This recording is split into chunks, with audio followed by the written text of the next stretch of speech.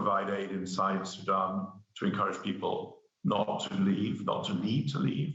And we need to be ready in those neighboring places to receive them with all the rights and entitlements that come with those refugee conventions.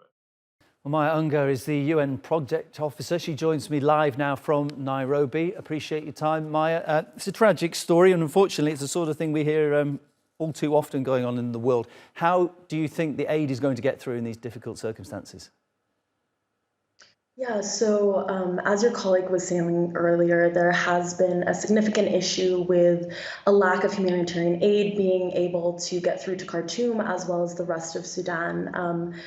Martin Griffiths, I think it is a positive connotation that he has been able to be in Sudan for the past 2 days. I know that he recently put out a statement saying he was able to meet with both Hamadi and Burhan and kind of encourage them to open up humanitarian corridors.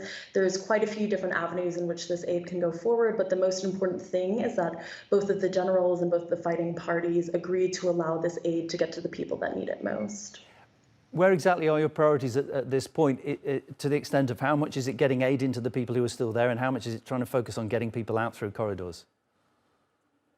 Yeah, I mean, I don't think that those priorities are separate from each other. I think it's incredibly important. The number one priority, and we're not the only organization to say this, many others across the international community are saying this, is for a humanitarian ceasefire. This is both in order to allow humanitarian aid to go forth, as well as to allow people to get out. People have been leaving since the fighting started. There was a massive push by the international community in the last week. Earlier this week, I'm in Nairobi right now. I was speaking to a UN official that had been evacuated just a day previously from Sudan. So people are leaving at fast paces, but a ceasefire is really what needs to happen in order for them to be able to more safely and effectively lead, and also to allow the aid to come in, which is something we think is critical at this point.